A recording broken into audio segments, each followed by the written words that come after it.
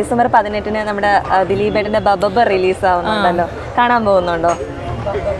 അയ്യോ, ഇതൊന്നും എന്നോട് ചോദിക്കല്ലേ, കാരണം എനിക്ക് അപ്പോഴത്തെ മൂഡ് അനുസരിച്ചിരിക്കും കാണാൻ പോലെ. അത് ആരുടേന്നൊന്നും അല്ല, നല്ല സിനിമകൾ ഒരു സിനിമാ പ്രവർത്തക എന്ന നിലയ്ക്ക് അങ്ങനെ ഇല്ലായോ?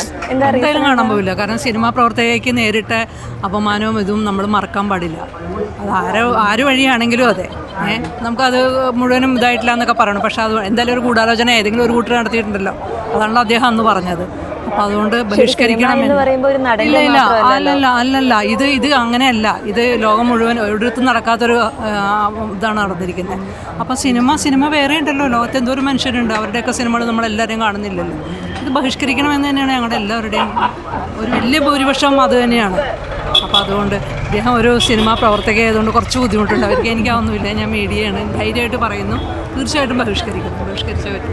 ഇതുവരെയും ബഹിഷ്കരിച്ചിട്ടുണ്ട്, ഇനി അങ്ങോട്ടും അത് തന്നെയായിരിക്കും. അത്രേ ഉള്ളൂ. ഇല്ല, ഞാൻ അങ്ങനെയുള്ള സിനിമ ഒന്നും കാണാറില്ല. ഇതിന് മാത്രമാണ് വരുന്നത്. സാധാരണ മലയാള സിനിമകൾ അധികം കാണാറില്ല. വളരെ റെയറായിട്ട് ഏതെങ്കിലും പിന്നെ നല്ല സിനിമകൾ സെലക്ട് ചെയ്തിട്ട് അങ്ങനെ അല്ല. അപ്പം ഒഫീഷ്യലി ഇപ്പം ആ ഒരു സിനിമയിൽ പിന്നിൽ പ്രവർത്തിച്ചവർ ഒഫീഷ്യലി ഇപ്പം അതിനെതിരെ ഒരു സ്റ്റേറ്റ്മെൻറ്റ് പറയുകയാണെങ്കിൽ ഡെഫിനറ്റ്ലി ലൈക്ക് ഇപ്പം നടിയെ സപ്പോർട്ട് ചെയ്യുക, അവൾക്കൊപ്പം മോഷൻ സപ്പോർട്ട് ചെയ്യുകയാണെങ്കിൽ ഡെഫിനറ്റ്ലി അവരുടെ എഫേർട്ട് നമ്മൾ മാനിക്കേണ്ട കാര്യമാണ്. പക്ഷേ unless and until they are silent about it means that they are silently rooting in for the actor. So I think that's A very bad thing. ഇപ്പോൾ ഈ നടിയെ ആക്രമിച്ച കേസിൽ അതിജീവിതയ്ക്ക് നീതി ലഭ്യമായതായിട്ട് തോന്നുന്നുണ്ടോ? നോ, ഇല്ല. പ്രിപ്പറേറ്റർ ആസ് ലോങ് നമ്മൾ ആ ഒരു കേസിലെ 8ാം പ്രതിയാണ് ദിലീപ്. അതിലെ 4ഓ 5ഓ പ്രതികൾക്ക് മാത്രമേ ഇതുവരെയും ശിക്ഷ ലഭിച്ചിട്ടുള്ളൂ.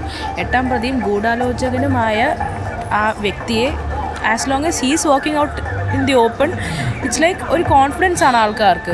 ഇപ്പോൾ ദിലീപിൻ്റെ മൂവീസ് കാണുന്നവർ എൻജോയ് ചെയ്യുന്ന ആൾക്കാർക്ക് അതൊരു കോൺഫിഡൻസ് ആണ്. ഓക്കെ, നാളെ ഇങ്ങനൊരു കമൻറ്റ് ചെയ്ത് കഴിഞ്ഞാലും വി ആർ ജസ്റ്റ് നമ്മൾ ചിന്തിച്ച് അതിനെക്കുറിച്ച് നമ്മൾ പദ്ധതി ഇട്ടതല്ലേ ഉള്ളൂ, നമ്മൾ അതിന് ആക്ച്വലി ചെയ്തില്ലല്ലോ.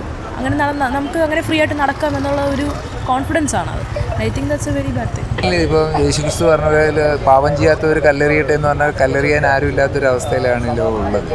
ഇതിനോട് യോജിക്കുന്നില്ല. നമുക്കിപ്പോൾ നീതി അല്ലെങ്കിൽ സത്യം എന്ന് പറയുന്നത് നമുക്ക് അറിയില്ല. ഇപ്പോൾ ഇവിടെ നടക്കുന്ന ഒരു ചുറ്റുവട്ടത്തിൽ ഏതാണ് യഥാർത്ഥ ട്രൂത്ത് നമുക്ക് നിങ്ങളെ കാഴ്ചപ്പാടിൽ നിങ്ങൾ കാണുന്നത്, ഞാൻ എൻ്റെ കാഴ്ചപ്പാട് വേറെയാണ്.